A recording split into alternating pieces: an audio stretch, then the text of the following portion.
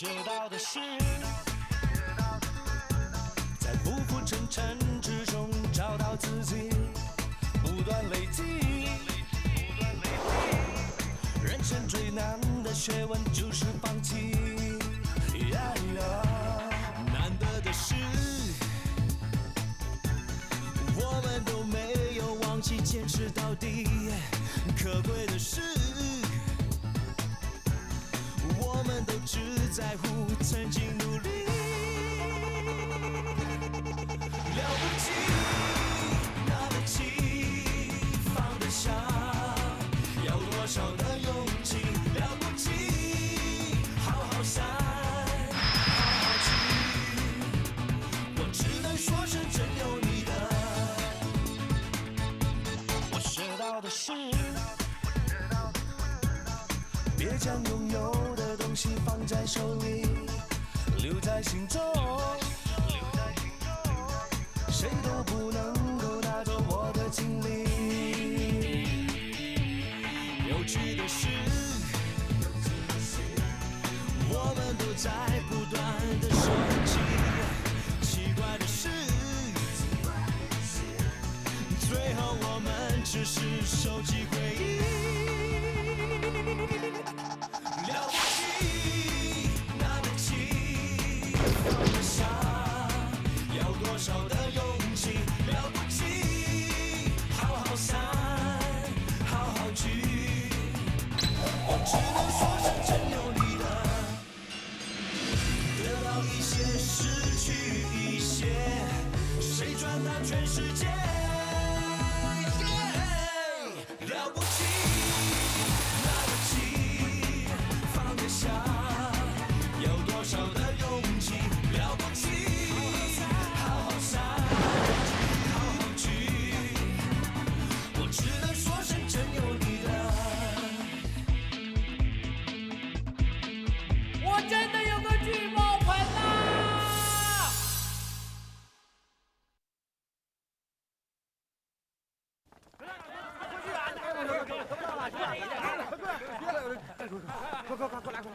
哇，真的有叫啊！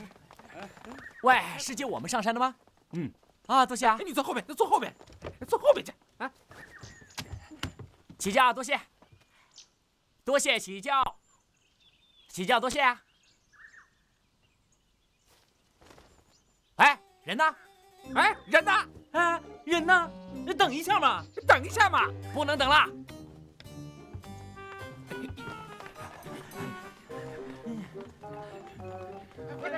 到了啊！这轿夫到哪儿去了？就是没轿夫啊，怎么？走。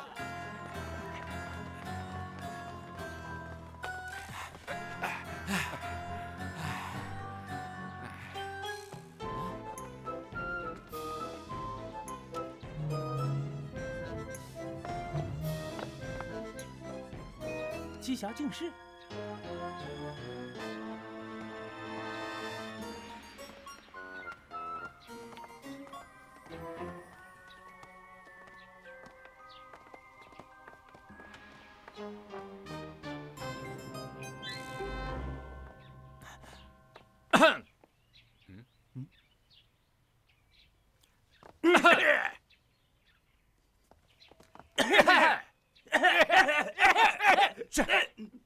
是。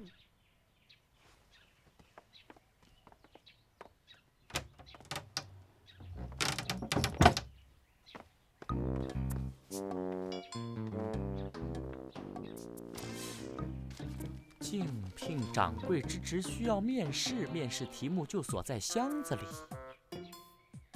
如要打开箱子之锁，钥匙就在公道塔的塔尖之上。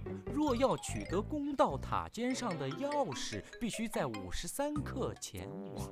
53刻阳光灿烂之时，方可取得塔尖上的钥匙。这面试的题目在箱子里，开锁的钥匙在公道塔的塔尖上，还要切记一定得在53刻的时候才能取得塔尖上的钥匙。现在的问题，首先要拿到公道塔塔尖上的钥匙。竞聘一个铺子的掌柜用这么麻烦吗？哎呀，不就是面试吗？出几道题，行就行，不行就不行，直截了当不就完了吗？不是啊，我看很好啊。招聘之人心思缜密，布置周详，哎，不知他是谁呀？看看咱们3个究竟谁能当这个掌柜的呢？那接下去怎么办？接下去等53刻，时间一到公道塔取钥匙。那当然啦，不过现在首先要干的却是这个。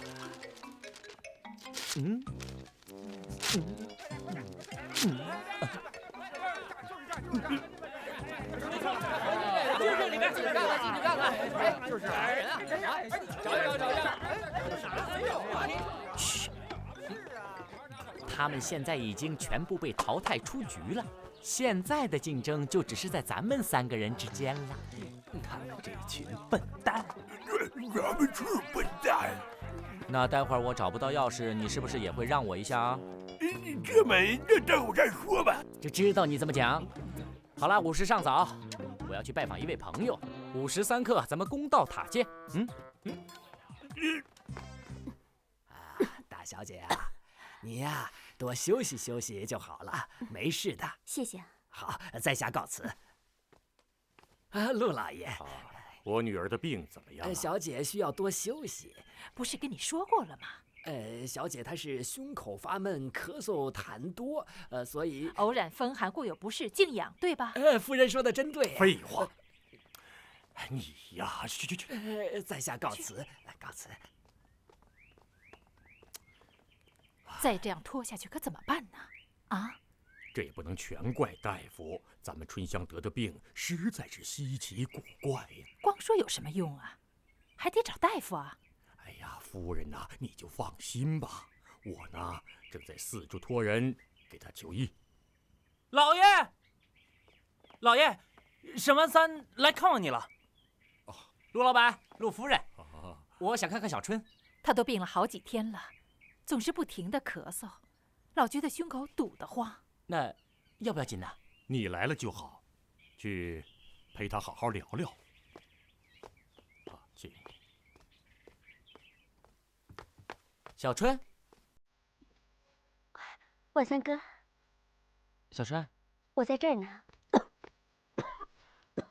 我听陆老板讲你病了，哪里不舒服啊？胸口发闷，好像有什么堵着似的。要通气化瘀啊。你好像懂医呢。通气化瘀的药吃过了，就是不见效。也别着急啊，都说病来如山倒，病去如抽丝，慢慢来嘛。能不急吗？新茶就快要收了，每年收购新茶就像一场大战一样。苏家也是收购新茶的大户，还有仓桥下8号是块旺地，以前是官府经营的，现在退出了。听说苏家也看中了那地方，免不了苏陆2家又要一场争夺。像那些也没有用啊，现在最要紧的就是治好你的病。我爹年纪大了，精力也大不如以前。我们陆家又没有男丁，又没有姐妹，就只靠我一个人了。哎，你好好休息啊，我改天再来看你。哎，就不能再坐一会儿？我有事。什么事这么急啊？找钥匙。要不要我帮忙？你呢，好好养病就是帮我的忙啦。下次呢，我再来看你的时候，你同以前一样，还是假小子一个，好兄弟。哎，大傻瓜，也不知道是真不懂还是假不懂。我不想再跟你做兄弟了，更不想在你面前当个假小子了。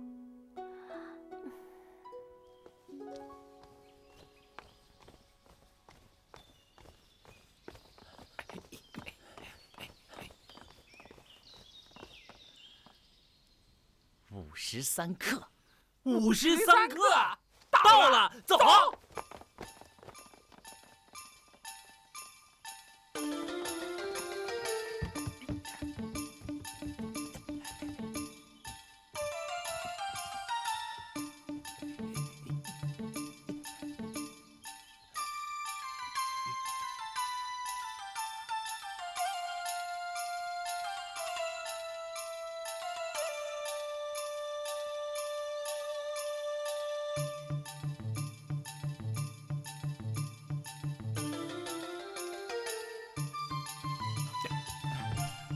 哎呀！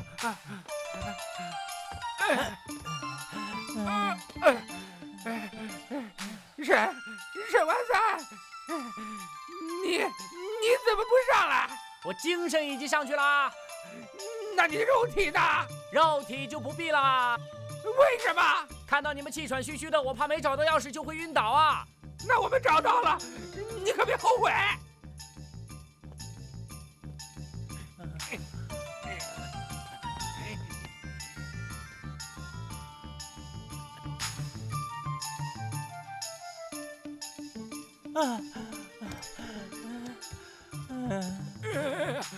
怎么还不下来啊？我们精神已经下来了，真的？上面根本没有钥匙。当然没有啊，因为钥匙已经在我这里啊！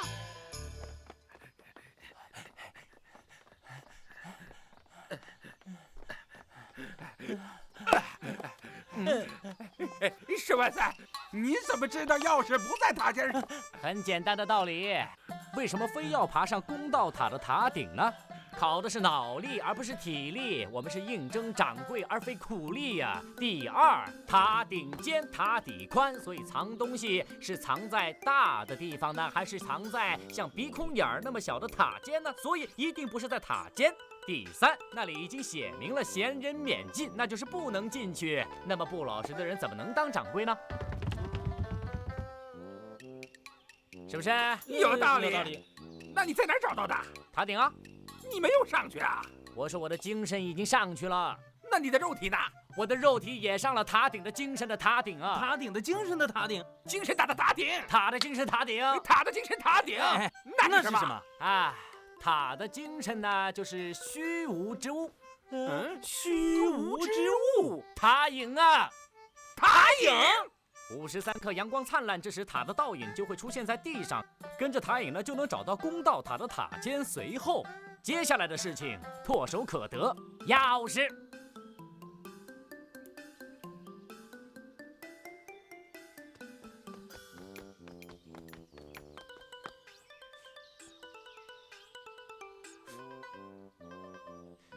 53克阳光灿烂之时。那我精神上，那我肉体上，佩服的五体投地。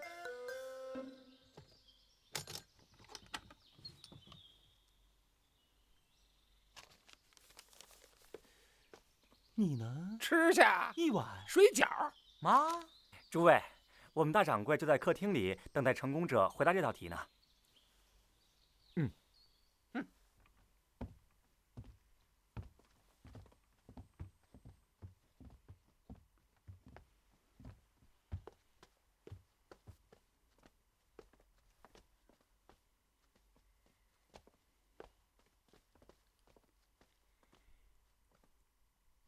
我们是前来面试的。不用试了，能连闯3关拿到钥匙，就是茶叶铺的新掌柜的。快快报上名来！在下包打听，在下铁算盘，在下沈万三。哎呀，这俗话说得好啊，不是冤家不聚头。万三老弟，你怎么也没有想到，招聘这家茶叶铺掌柜的后台老板就是我苏半成。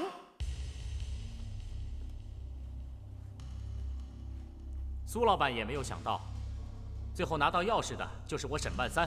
哼，确实是没有想到啊。在我的眼里，能胜任这个茶叶铺掌柜的，不外乎是天下第一茶庄的庄主严韵姑娘，再有就是天下第一私站站主残娘子，还有嘛就是天下第一酒坊的坊主红鼻子老翁，还有一个就是天下第一米行的行主大麻袋。这些可都是一流的人物啊。我知道沈万三还不是一流，那我是几流啊？嘿嘿，我看你是不入流。哥，怎么能这么说话呢？咱们苏家是对天下有能耐的人敞开的，你呀，对人家客气点。好，不过我的茶叶铺的掌柜只聘1位，我看你们3个还得继续竞争。胜负已决。我等愿与沈兄弟同进退，以尽辅佐之责。呵，二位还真义气啊！沈兄弟以诚待人，以义邀友，我执鞭随邓，竭尽犬马。多谢二位。沈万三，恕苏某眼拙，以前还真小瞧你了。苏老板抬爱。哥，别说那么多了，说多了有什么用啊？已经过了3关了，赶紧把最后一道题拿出来吧。啊，万三哥，是不是肚子已经饿了？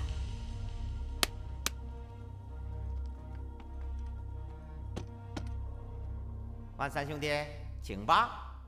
万三哥，走吧。请3位各吃1碗水饺，但是可要细心了，一会儿苏某有话要考你们。万三兄弟，你先来吧。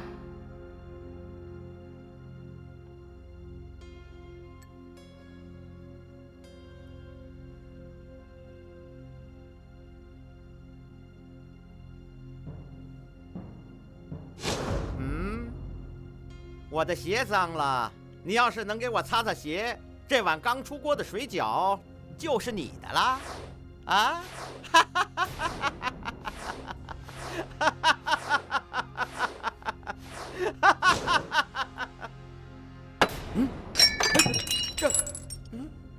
万三哥，沈万三，给脸不要脸的东西！你以为我看得上你？你以为我会让你当一个掌柜的？东家，此人要是走了，实在可惜呀。你说什么？你想想，我们层层筛选，就这么一个人选，怎么能让他走呢？走就走！我看见他浑身上下108000个毛孔都不自在，我能让他当我的掌柜的啊？我用我自己的饭碗喂得他羽毛丰满后再来一咬我，走得好，走得远远的。东家，话不能这么说呀。我们找一个好掌柜的，帮你撑住铺子，把生意做得红红火火，那就是日进斗金，帮你找金求银呢。你净说废话，人都走了，这丽娘不是追去了吗？啊？让他对宋大人好点，他一副冷脸子，让人家热脸贴冷屁股。你看看他对沈万三啊，眉来眼去的。东家，如果不想放弃沈万三，还要靠丽娘小姐呀。对了，苏姑娘，那天在凤阳，不是我胆小怕事就躲开了，我又急着赶回去啊。但你已经不见了，你没事吧？我当然是没事了。那天你刚走啊，我哥就来救我了。啊，那我就安心了。在凤阳啊，你哥对我做得太过分了，所以我就不理他了。真的生气了吗？尤其是刚才，我看你好像很不高兴的样子。不端出水饺也还好，壮士不吃嗟来之食的嘛。用一碗水饺想羞辱我，我说的不对吗？没有啊，我没有说你说的不对啊，是你想的太歪了。这里面确实有误会。其实让每个人吃水饺的主意可是我出的。为什么？我怕你饿着嘛。不可能，你怎么知道第一个拿到钥匙的就是我？问得好，我当时确实不知道你也会参加竞争，我更不会知道你会独拔头筹。但不管谁过这3关，我们都会让他吃这水饺的。为什么？因为这是一道考试题呀。你们苏家行事古古怪怪的。那倒不是，是因为我苏家祖先。我苏家祖先在创业之前一贫如洗，他呢想找一家店铺去打工，可是后来他没有想到，任何一家店铺的老板都不用他。后来一位好心的孤衣铺老板看他又冷又饿的样子很可怜，便送给他一碗水饺。等他吃完水饺之后，就问他：小伙子，你一共吃了几只水饺啊？里面都是些什么馅儿啊？那么你那位祖爷爷怎么回答的？我那位祖爷爷笑了笑说：老爷，我刚才一共吃了14个半饺子，一个芹菜馅的，里面有虾米；一个羊肉粉条馅的，忘了搁姜，有点膻味儿；还有一个呢是香菇菜心馅的，那菜心啊还是10里铺的鹅黄菜心呢。有一个是萝卜馅的，一个韭菜馅的，一个苦瓜大葱馅的。哦，对了，还有半个是没有馅的，我琢磨着里面有茨菇和荸荠呢。您那位祖爷爷还真是了不起啊！更了不起的在后头呢。那位姑衣铺老板又敲敲自己的碗，问我祖爷爷：“你看我吃了几只啊？都是什么馅儿的？”哦，这也能回答？那当然了。我祖爷爷笑了笑说：“老爷刚才吃了8只水饺，2只里面有辣椒。那辣椒吃下去之后啊，老爷的眼睛都流泪了。如果猜得不错，里面一定是生菜的。生菜是凉物，所以要多加辣椒。还有2只呢是生姜的。这生姜吃下去之后啊，老爷的鼻子都冒汗了。生姜的辣和辣椒的辣是不一样的，吃生姜啊更容易逼汗。如果猜得不错啊，那里面的馅儿应该不是羊肉的，就是蟹黄之类的荤腥之物，因为生姜可以去腥啊。还有2只是大蒜的，因为老爷吃下去之后啊，朝前哈气的时候往后退了1步。如果没有猜错的话，一定是大蒜的吧？居然全都答出来了。正是这样的，那位老板的反应啊，跟你的反应是一模一样的。他是这么说的：小伙子，你眼观6路，耳听8方，用心用脑，知己知彼。你呀，就留在我们店铺里干活吧。后来呢？后来我那位祖爷爷就当了姑衣铺掌柜的，又娶了那位老板的独生女儿做老婆。他的生意呀，越做越大了呢。直到今天的苏州首富苏半城。正是这样的。现在你总算明白了吧？所以说吃水饺是我们苏家选用人的一道考试题呢，绝对没有阴损谁、羞辱谁的意思。请你不要误会，虽然我和你接触不是很多，恕冒昧，我能叫你一声万三哥吗？千万别啊！我只是个身无分文的穷人一个，不要了。这和你是穷人有什么关系呢？万三哥，我知道你和我哥哥之间有些过节，可是那些都是你们男人之间的事情，能不能看在我丽娘的面上，就答应我吧？答应你什么？万三哥，你可真是贵人多忘事啊！那么聪明能干的人，这么快就把事情给忘了吗？你忘了答应出任我们苏家独当一面的一个掌柜的了？我听说苏家有一个大管家王行，足智多谋，老板不必插手，他都可以将生意打理得井井有条。万三哥，跟你说真的，我们苏家现在在生意上、基本管理上没有什么问题，只是在继续开拓上面还缺乏一个人才，这是我唯一的遗憾。你能答应帮我吗？让我想想啊。万三哥，你就别再犹豫了。其实我心里面已经没有把你当外人了。我想给你透个底儿，仓桥下8号是一块做生意的旺铺，我们想在那儿开家茶叶铺，而官府准备出让，我们苏家呢志在必得，一定会财源滚滚的。万三哥，我们想请你做茶叶铺掌柜的，好不好啊？就这么说定了。多谢苏姑娘记住，就凭苏姑娘的这一番诚意，我沈万三本该全力以赴，只是还是那句话，容我想想。万三哥，你可别让我失望啊！2日啊，2日给你答复。告辞了。万三哥。哎，沈兄弟，我们哥俩决定与你共进退，去庇苏家，全由你决定。好，走。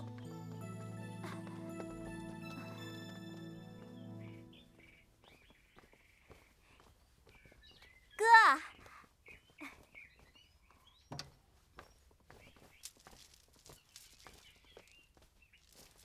哥，你怎么在这儿啊？你也太不检点了。我？就算你对那个姓沈的穷小子余情未了，你也不能在大庭广众之下追他到公道塔去啊！哥，我可告诉你啊，别不问青红皂白的冤枉好人，好不好？我去追沈万三，自然有我的道理。嘿，你还有道理啊？你就是为了你自己不顾祖宗家业，你这样对得起探祖吗？我对不起探祖？你，红儿，我渴了。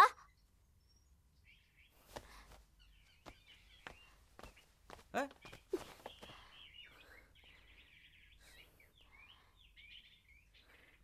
哥，你想想看，探祖当年为了我们苏家的大业，不顾自己的性命，下油锅，化作焦炭成人，这些我怎么会忘记呢？我作为苏家的女儿，我又怎能不时时刻刻顾着苏家的利益？哥，我问你，沈万三是不是个有用之才？是。那好，我再问你，如果放走沈万三，他会不会成为我们日后纵横山海的劲敌呢？会。傻哥哥，那我最后再问你，我们将沈万三留下来，收归己用，让他替咱们苏家打天下好呢，还是让他跟我们对立，分天下好？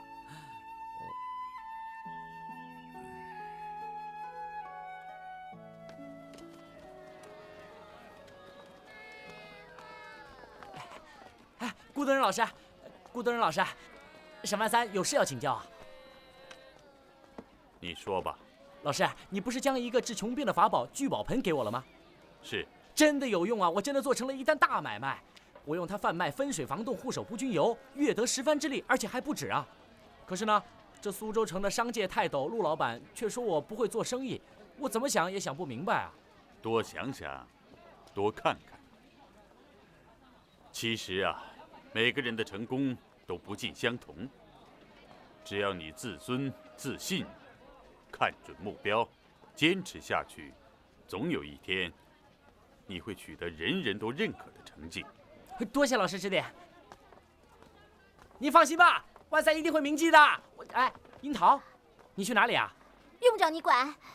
小春的病好了？好什么好？我们家小姐的病又重了。又重了？到底什么病啊？谁知道什么病？说不定就是被你给气的。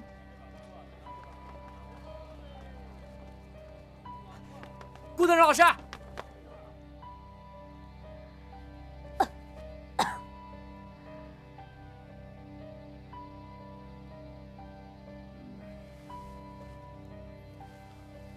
小女这病，气虚脉短，经络有壅塞之象，五内荒疾，病象甚是怪异。那吃什么药为好？在下才疏学浅，还请陆老板另请高明啊！大夫，我说大夫，春儿，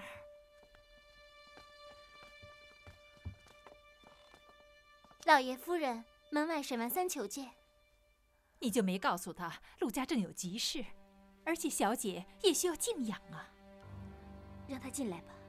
老爷夫人，他还带了一位郎中。啊，郎中，那快有请。是。陆老板，陆夫人，这位顾德仁老师，明脉理，精医术，而且能辨48象，非一般庸医可比啊！如果连他也治不好小春的病，那就再没人可以。能不能让他医治小春啊？陆某谢过先生，请先生慧眼给小女看看，看看她到底得的是什么病。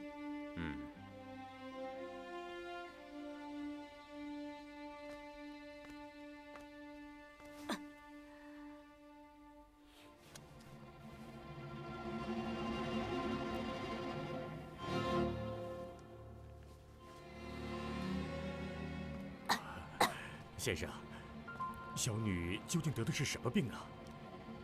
说出来你也未必懂。这倒也是，只是吃什么药好呢？无药可治。老师，怎么能这样讲啊？先生，能否请先生先给小女开个方子，好坏先吃着。老师。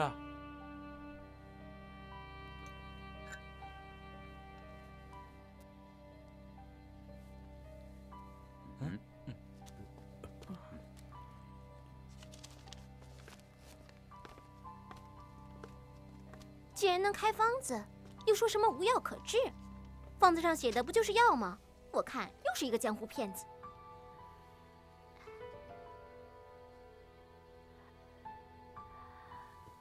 万三哥，万三哥，啊？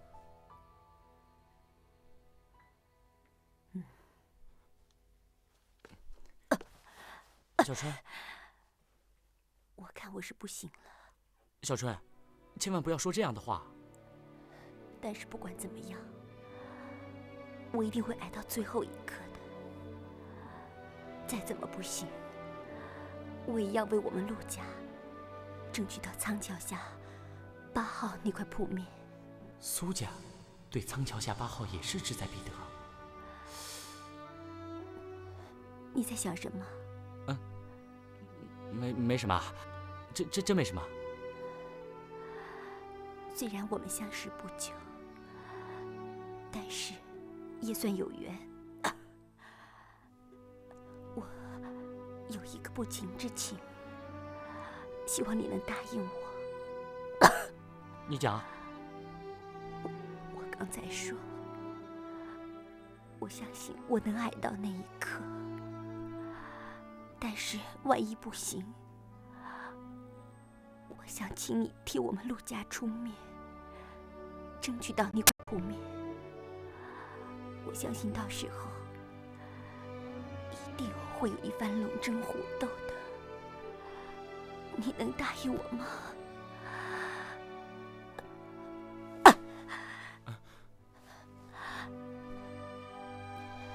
你是不是觉得有点为难呢？其实只要你出面，我们陆家会以财力支持的。不是啊，其实小春你没必要那么悲观，你没事的，一定没事的。万三哥，你是不答应我了？我答应你啊，我一定帮你。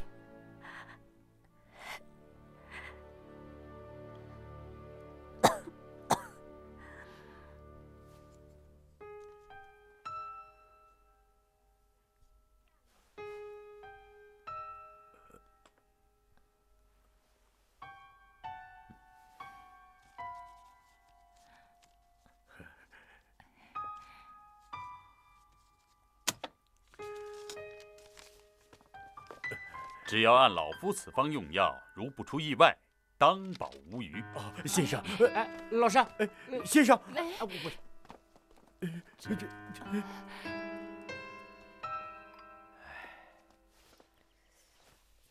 哎，妹妹，真的要让那沈万三当咱们苏家仓桥下8号的掌柜？那当然了。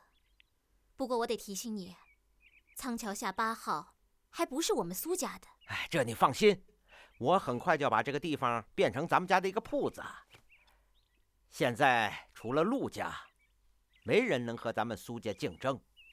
让我最不放心的，还就是那个沈万三呢。既然陆家是咱们苏家的唯一对手，如果要击垮他的话，沈万三就是咱们手上的一支箭，我们手里的一把刀啊。此话怎么讲？哥，你想想看，如果我们许诺沈万三为仓桥下8号未来茶叶铺的掌柜的，当然这掌柜的现在还是个空闲，未来的茶叶铺8字还没一撇，但沈万三得了这个空闲之后，他就会为了这一切去争、去拼、去抢。而且我认为沈万三在生意上是个非常有能力的人。这就是说，只要给他沈万三一个掌柜的当当，他就不仅仅是咱们苏家马车上的一匹马，而且还是为咱们苏家东讨西争的一头牛，要不就是为咱们拼抢撕咬的一只狗。哥，你何必把话说得那么难听呢？哎呀，这又没有外人。哥，是不是你对陆春香还没有彻底死心啊？那还用问吗？你是不是现在还在担心沈万三因为一次偶然的运气而成功，已经赢得了春香的芳心啊？是又怎么样啊？那又怎么办？我原本以为他会在安徽落魄，回不了家，没想到，哎，他回来还真像个人样了，100两银子就让他变成1000两了。哥，你想想看，如果沈万三当了掌柜的，就让他出面跟陆家一起竞争，这样的话，他们就可以打得头破血流。这样不但可以破坏他们之间的关系，而且可以让他们成为一对仇敌。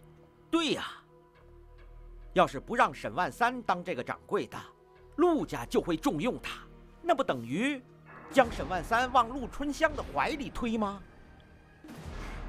我的傻哥哥，这么简单的道理你总算明白了。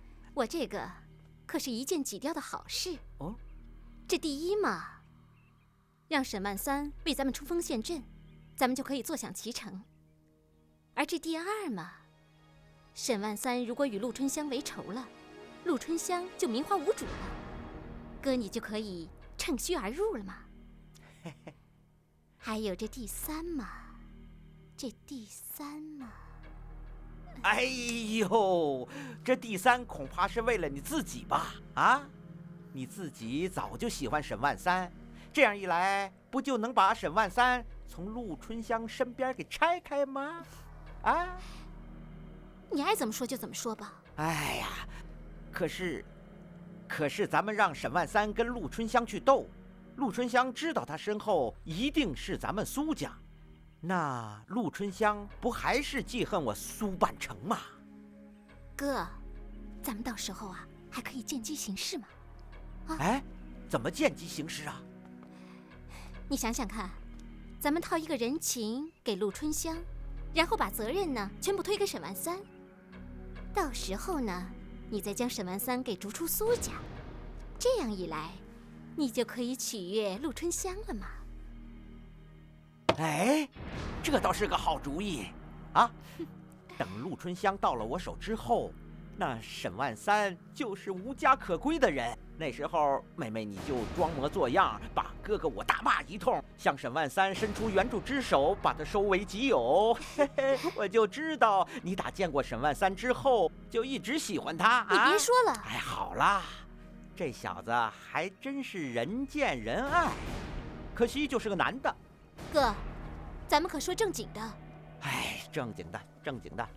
可是他要是不愿意当这个掌柜的怎么办呢？这个嘛，他说过2天以后答复我。我相信。你相信什么啊？我相信我苏丽娘还是有这个魅力的。嗯。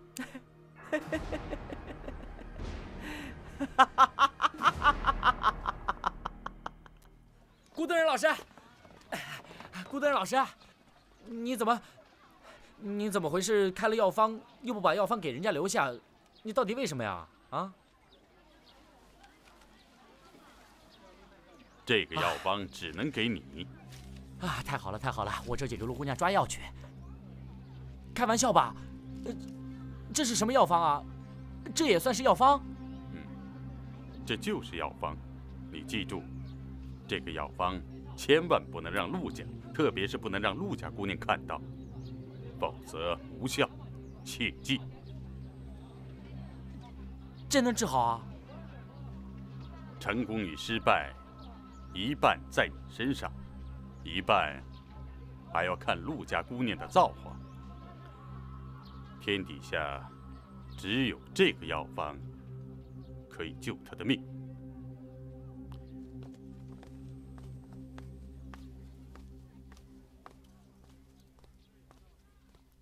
哎，回来了，坐这儿。我给你做了很多好吃的，饿了吧？哦。多谢你啊。喂，你有没有想好，真的要去苏半城手下做什么掌柜的？想试一下。在他手下能有你的好吗？再说了，你们再怎么算都算是仇家的吗？我们只是有一点点过节啊。他每天指挥这个指挥那个，你心里能舒服啊？大丈夫能屈能伸。是不是真的是为了生计啊？如果是真的，我这里还有一些银子，你要不要？为了将来，我想先在他那里积累积累经验，方便以后自己发展商铺。好吧，你决定就好了。等我忙过了这一阵子，我的工作有了头绪啦，咱们就什么？就结婚。结婚？在这里啊？就在这儿啊，什么人都不请，买几串炮仗挂在门外，噼噼啪啪，噼噼啪啪，关上门啊！关门干嘛？噼噼啪啪，噼噼啪啪，噼里啪啦，噼里啪啦，噼里啪啦。好吧。我不许你再开玩笑了，真讨厌。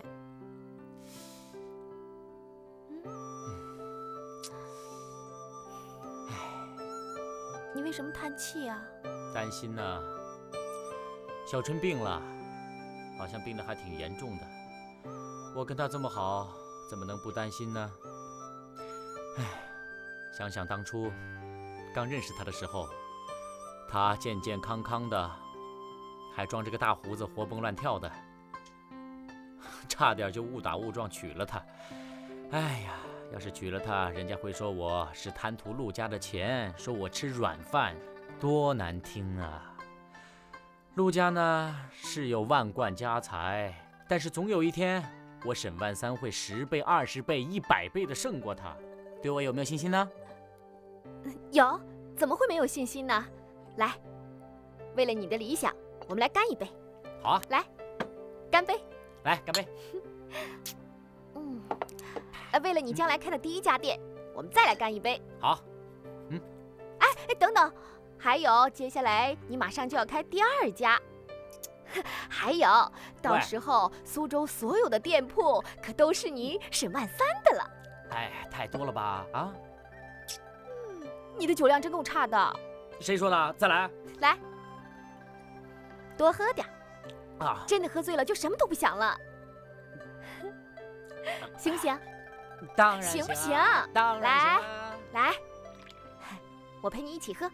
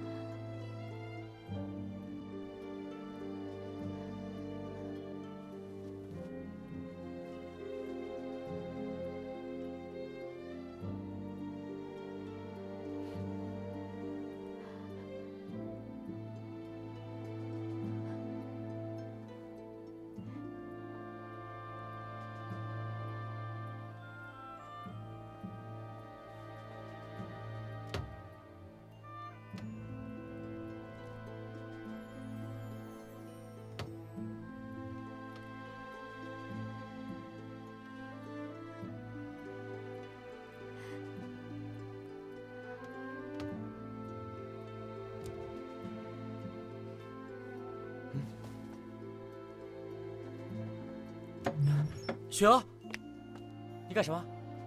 你要去哪里啊？喂，你要去哪里啊？我想回周庄去。去周庄？是不是我做错什么了？没有，没有，你什么也没有做错，是我不好。有什么不好？万三哥，你一心只想着做生意，我在这里什么也帮不了你，还在这碍手碍脚的让你照顾。我想，你想什么？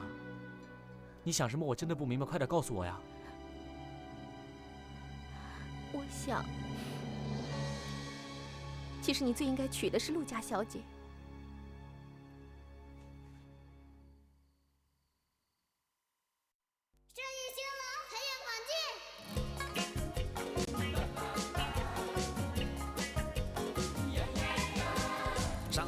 商人实在太伤人，你说所有人都这么看你，怨不得每天唉声又叹气，感慨着赚钱真的不容易，不容易。其实商人就是卖东西，把东边的卖到西边去，边贵贱挑鱼却多远近，世上不能没有我和你。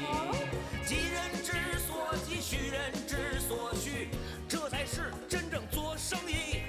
买的找不到卖的，卖的找不到买的，一潭死水怎会有生机？急人之所急，虚人之所虚，这才是真正帮了自己。一网不捞鱼，二网不